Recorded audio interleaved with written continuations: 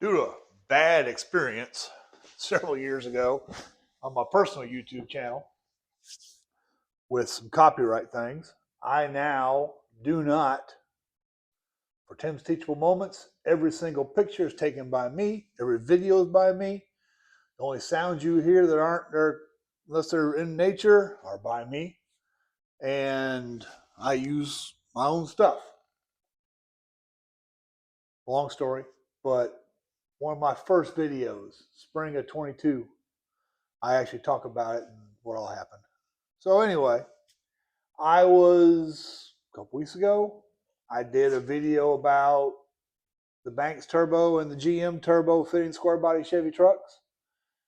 And while I was doing that, I was like, there's so much stuff I'm not talking about.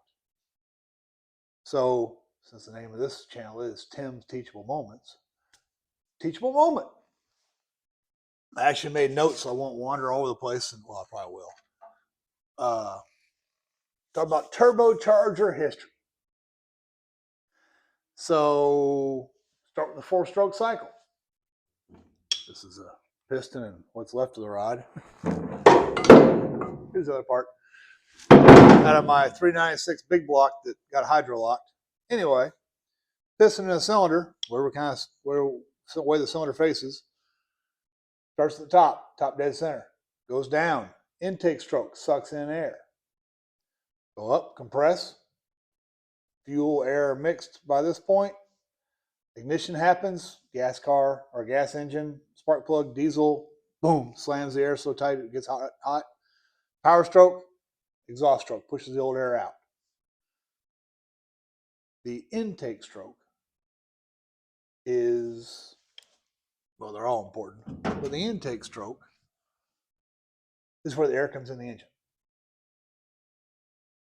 Yes, the piston moves down, it creates a little bit of a vacuum, but in reality, you need atmospheric pressure to fill the cylinder with air.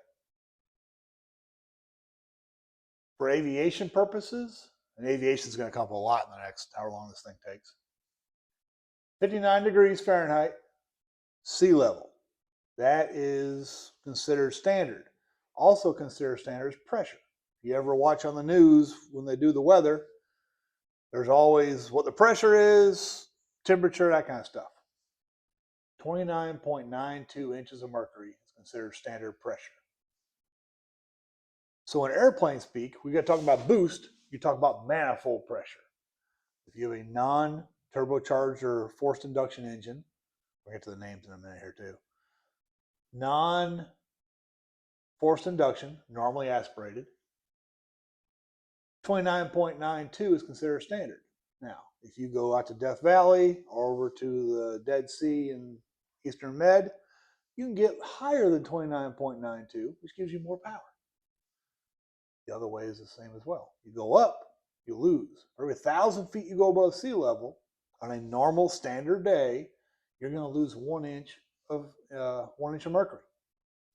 So if your engine makes, say, 100 horsepower at sea level, time you lose 5 inches of mercury going up to, say, Denver at 5,280, you're down quite a bit on power, and you can't get it back unless you push more air in. Now, how much air do you need? There's something called the stoichiometric ratio. For gasoline engines, it's 14.7 parts of air for every 1 part of fuel. For a diesel, I wrote this down so I wouldn't get them mixed up. It's 14.5 parts of air for every 1 part of fuel. So you need 14 parts of air, basically, for every 1 part of fuel, however you want to measure it. Grams, ounces, whatever. You have to have that. However, if you increase the air and you increase the fuel proportionally, since you get more inside the engine, you get more power.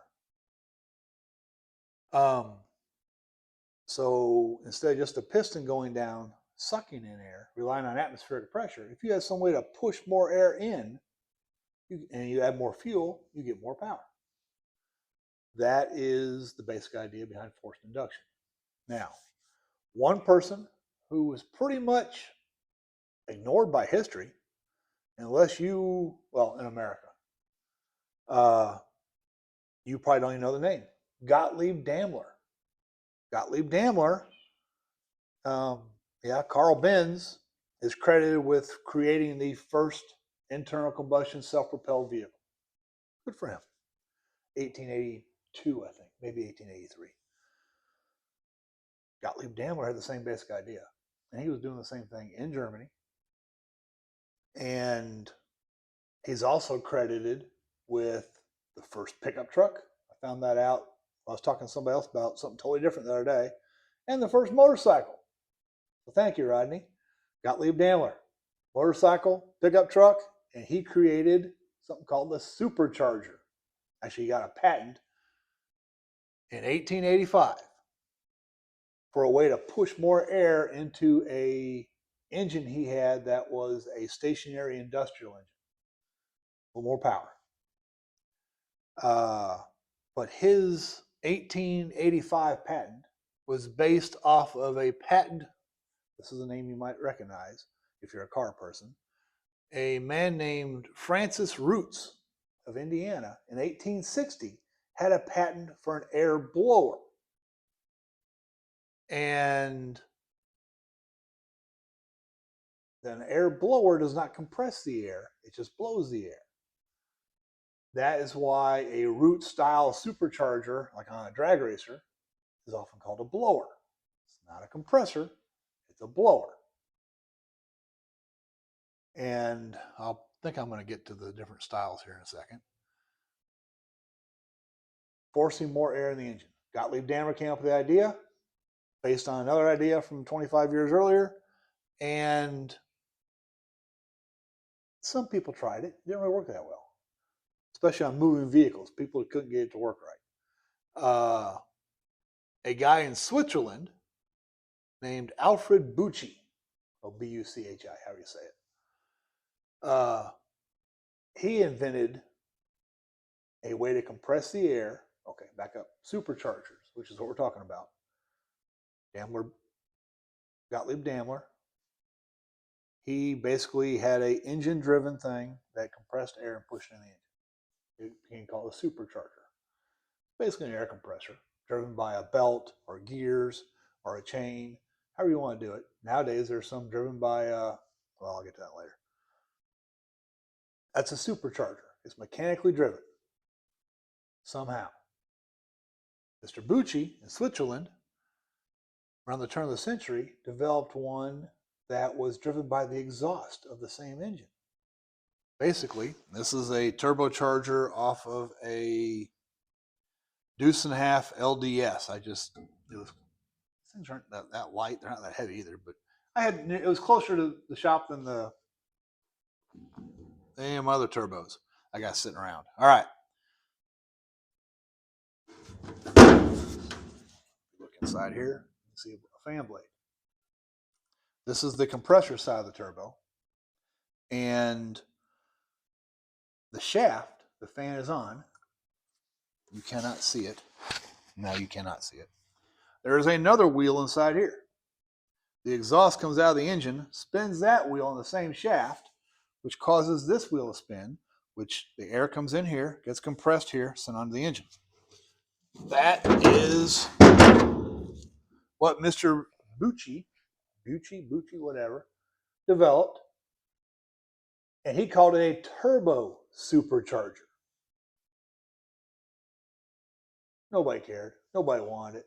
No need for it.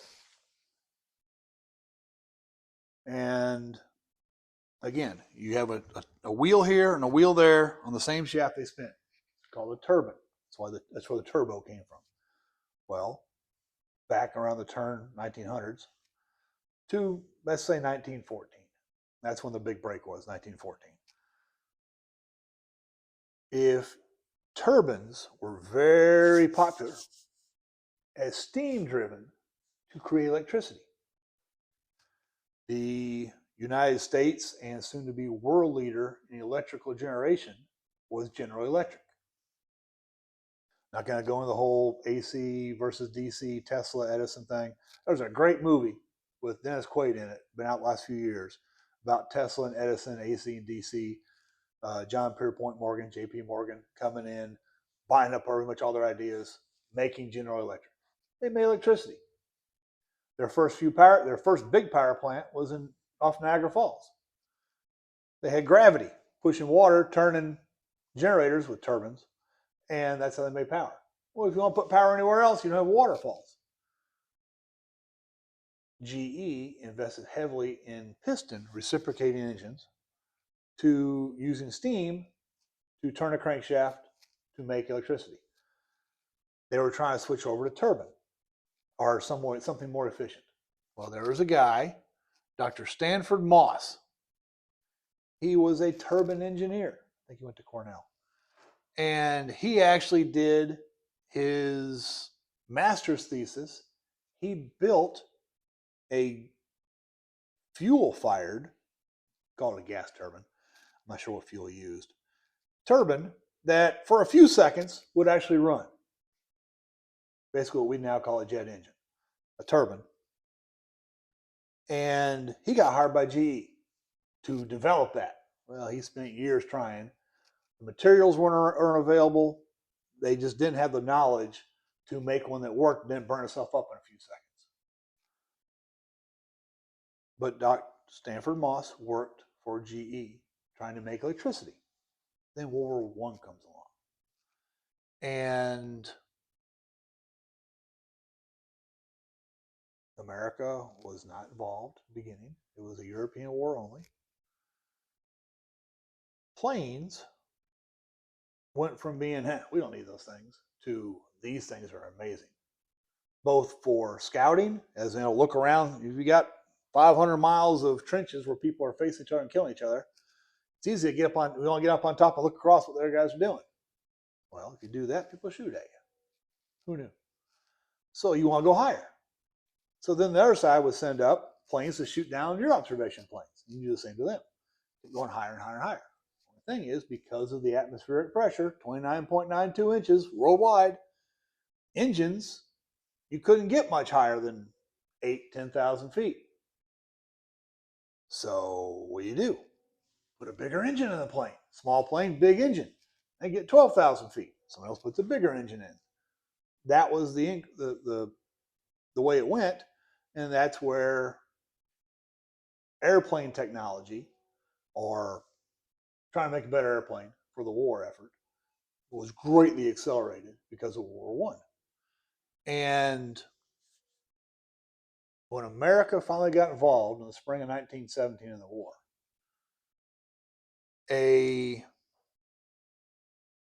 all kinds of things in America, the government went huge government trying to keep up with the war or make it better effort. And General Electric sent Stanford Moss to what became the Army Air Corps to develop, using his turbine technology, to develop turbo superchargers to help airplanes go higher.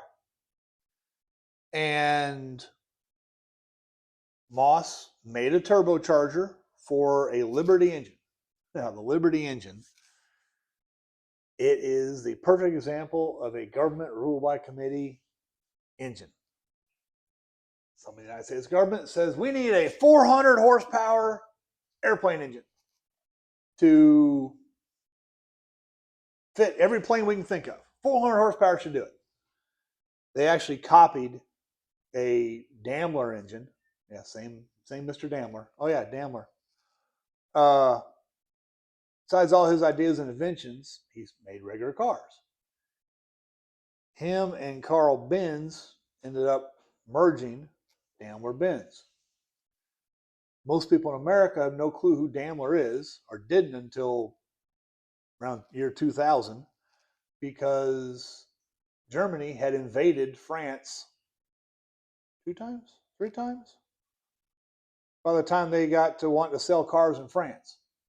So the story I've always heard, and I've read this in several different locations, was a Daimler-Benz salesman went to Paris, wanted to get somebody to sell cars for him.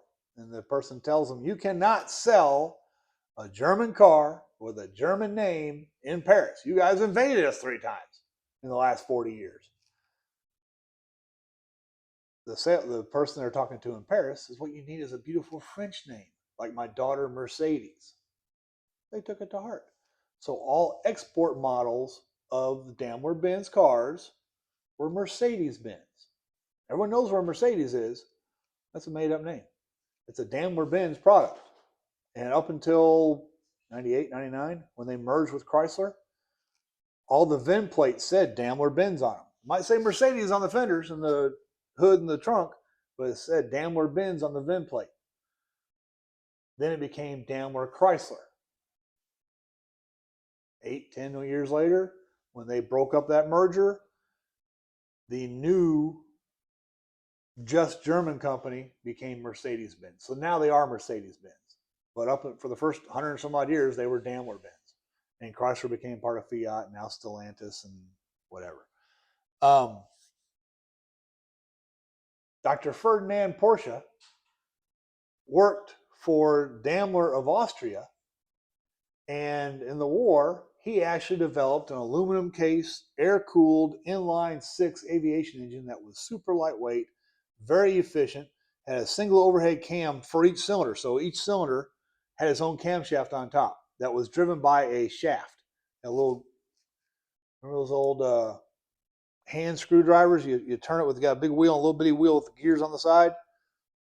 That's how the camshaft was driven on the Daimler aviation engines. So when what is it called? The War Aircraft Production Board, when they got formed in America in 1917, decided to build an engine, they assigned a few people to take care of this, and those people were like, well, the best engine out there is the Daimler engine, so let's just copy that, make a V12 out of it. Aluminum case, each cylinder bolted on, had a flange, like 8 or 10 bolts holding each cylinder on, and on paper it looked like a good engine. It made 350 horsepower with a propeller attached at sea level. Dr. Moss gets involved and starts putting turbochargers on it. He can make it so it'll have 450, almost 500 horsepower for a few seconds. Then the spark plugs eat themselves and the engine blows up. That's at sea level. So he somehow or another convinces, I guess, the military that the best thing to do is take a Liberty engine with the full-size propeller, put a dynamometer in the back of a Packard truck, send the whole thing from Dayton, Ohio, out to Colorado Springs, where someone had just built a toll road up to the top of this mountain called Pikes Peak at 14,110 feet. And they go for it. So they put the truck and engine on a train, go out to Colorado Springs, drive the whole thing up the mountain. At that time, there was like a 100-yard flat spot on top of the mountain. And he run his engine up there because he was blowing it up on the ground. And there's all kinds of stories about what they did during the experimenting. But they got to where they were making, I think, 377 horsepower at 14,000 feet with a propeller attached on an engine that couldn't make more than 350 on the ground at sea level. So Dr. Moss learned all kinds of stuff in those 3 months. He became the turbocharger guy. But they were still called turbo superchargers. Really, until his death in 1947, he was the turbo guy. And, oh yeah, the Liberty engine.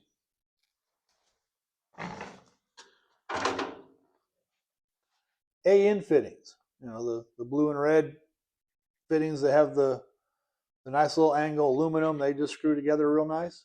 AN fittings. They're called AN fittings. The AN stands for Army Navy. The Liberty engine, it was a water-cooled engine. Each cylinder had a coolant line coming in, coolant line going out, an oil line coming in, and an oil line going out. Imagine being in a plane, open cockpit, where you're behind the engine, and one of those coolant lines breaks or gets loose and starts leaking coolant or oil, or they all do, there's 12 cylinders. That's at least 24 ends. They're going to start going nuts on you, plus the radiator and all the other stuff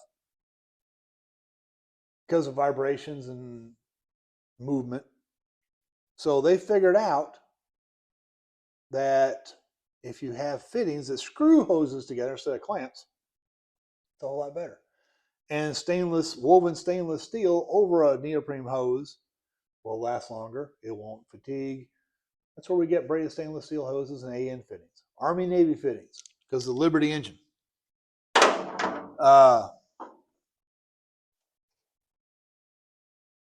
So Moss and his Turbocharger, turbo supercharger knowledge made him the guy.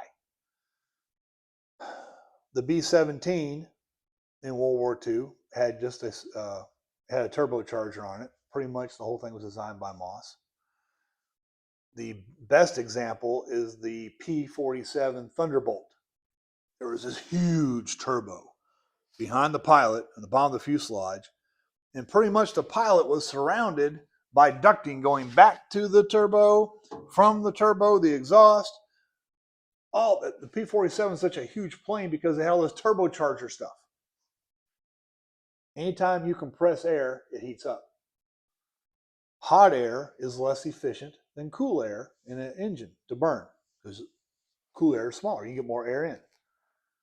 So Moss didn't figure this out on top of Pikes Peak, but in the next 20 years he sure did, that if you can cool the air after you compress it, then you get more air in the engine. So take a P-47.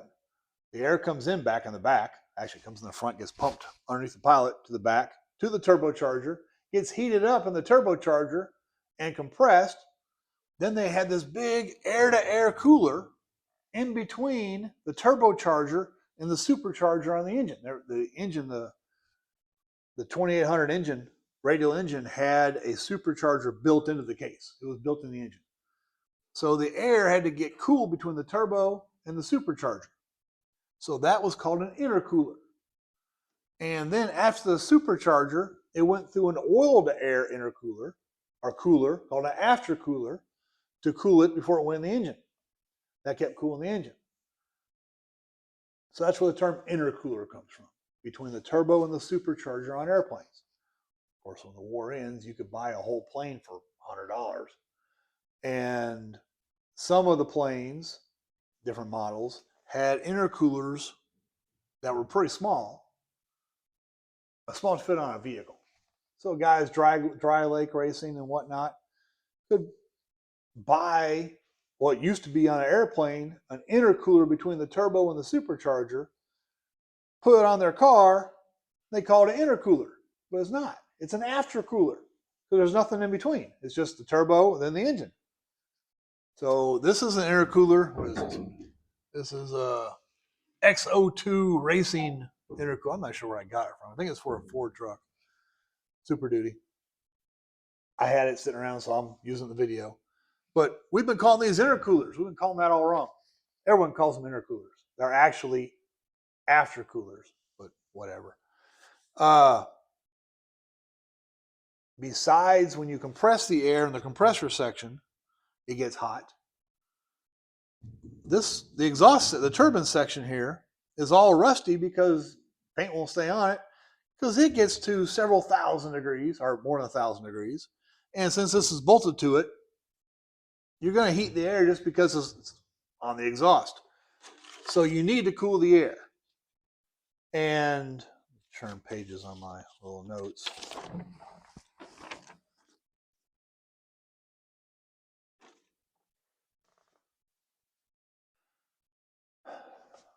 So cooling the air, an aftercooler is a very good idea. And I'm going to talk about those. This is just my history of the turbo supercharger video, because I want to get back to 6.2 and 6.5 stuff, but I want to give this history. All right. Last airplane thing for this one. Moss was hired by GE for his gas turbine knowledge. He got sidetracked into reciprocating piston engine turbochargers. But pretty much, if you know how a jet engine works, you got the air coming in, you got a shaft spinning, and you got a compressor up here, and you got air turning the wheel back here on the same shaft. Take the reciprocating engine out of the middle, let the air flow through here and light it on fire somewhere in the middle. That's a jet engine. It is a turbine. If you take the same basic idea and same basic parts, and what was learned making turbochargers work on internal combustion engines allowed GE to really get a jump, and still is one of the leading. I mean, you get on an airliner, it's going to be GE engine, Pratt & Whitney engine, or Rolls-Royce engine. And all three were involved at the very start of World War II with turbine engines, jet engines.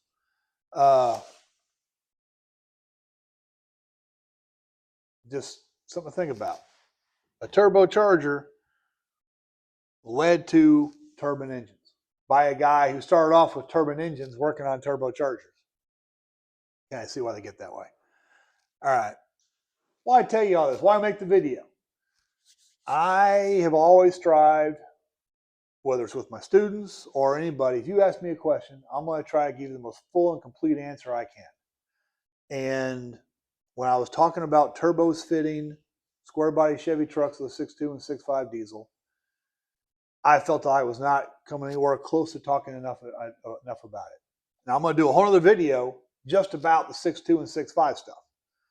But in between, I want to give the history of the turbo and the turbo supercharger. Basically forced induction. If the engine does not have a turbo or supercharger or anything else on it, then it is naturally aspirated. That's why you have, like on the 6.5s, you have a 6.5 NA, 6.5 turbo, or forced induction, FI. Plus, you never know. I learned a few things doing this. Like I said, I was looking this stuff up, and we got talking to somebody about something totally different, and he mentioned that Gottlieb Daimler developed the first pickup truck and motorcycle. It's like, hey, he did the first supercharger too. You never know when you're going to be in a trivia contest. Or either you or maybe someone you know or your kids got to write an essay someday. This is a great source for that. Anyway, hopefully you learned something. Hope I didn't bore you. And we'll do a video about, or I will do a video about the 6.2 and 6.5 turbo soon.